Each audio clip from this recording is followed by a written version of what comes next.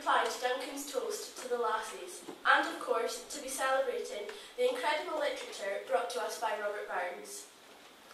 The best things in life are said to be free, which explains why you had to pay to attend tonight's Burns supper. We really have had a great time in the last 6 years, particularly this year, where we have bonded well in our common room. Oh wait, we aren't allowed a common room, are we, Mr. Williams? And also, surprisingly, Mr. Bean isn't wearing pink tonight, but it's now become a tradition to mention your feminine attire.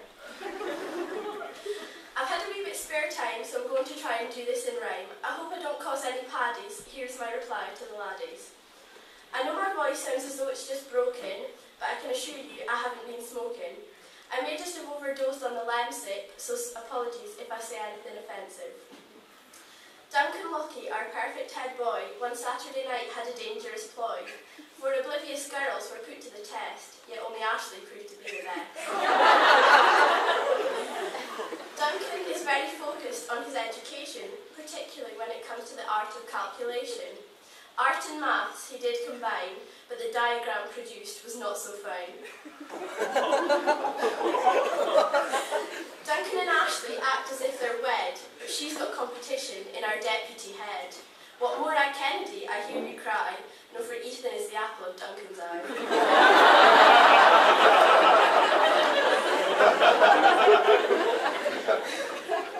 Ethan took on beating in a fight, but how could he win against such might? The prefect council, they did laugh. Ethan, a tip for the future, don't argue with the staff. Ethan has the ability to debate, but the inability to listen. His great leadership skills, they sure do glisten. Barack Obama, or our own Mr. Clegg, maybe Alan could knock him down a peg. Those at the Halloween party were a good bunch. The same can't be said for that awful punch. I think she was a smoker, said Ethan dressed as the Joker.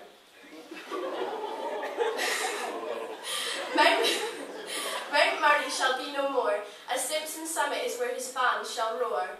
Tennis elbow is his claim to fame, but we all know it's from a different ballgame.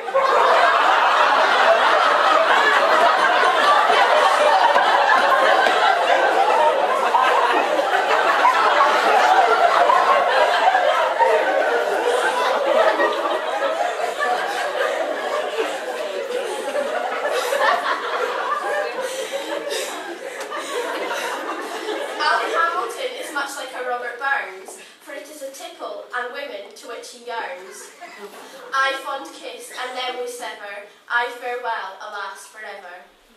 Ali Hamilton couldn't find his bed and spent the night in Leanna's garden shed. Like Jed, who showed the girls his white charm, his moves could have set off the fire alarm. Another night, clambering down Nicky's drive, ever so close to doing a nosedive. As the fresh air blew, he merrily sighed. Fresh air's a bitch, out he cried. On the ski trip, Nicky settled down, a hard day on the slopes, all day with a frown. A nice hot shower was all that could make him grin. All I can say is, thank goodness no one walked in.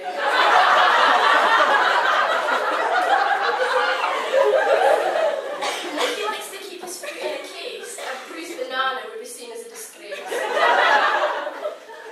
Darren Henderson has a reputation as a cradle snatcher. So if you see a youngster, he's probably about to catch him. Callum Simpson makes romances his hobby, but who could resist that godlike body? Miskit in Zambia, Craig in France. I've heard John Cranston's even in with a chance. Jordan Gillis fell asleep askew when the attractive Ewan Simpson came to the rescue. Over the cubicle he did climb, saving the damsel in distress just in time. PSD has failed one of our boys, as Cruella's lips filled Ewan with joy. I think I've got an STI, he cried.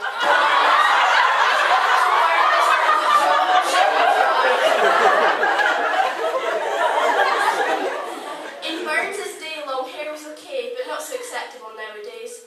Thomas Warwick's ginger mop could really do with a decent chop. If mechanical engineering goes down the pan, you could always make your fortune as a lookalike man. I'm sorry, Thomas, you may think I'm a liar, but you really do look like Michael McIntyre. How could Craig Mateer get any cockier? After all, who could do that with a photocopy?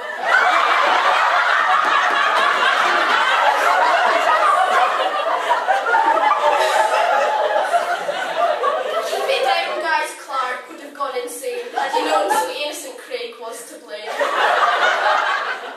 Liam should be applauded for his rendition of Tam O'Shanter.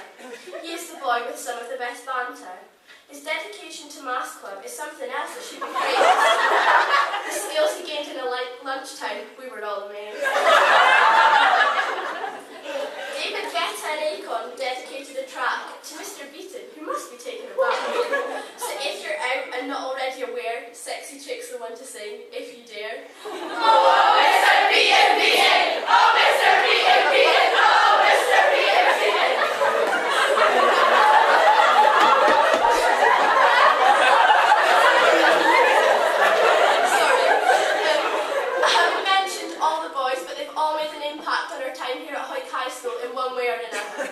I would like to take this time to thank the Social Committee for organising such a special evening, to Miss Blair and Mr. Simpson for helping me with my speech, and to everyone for coming along.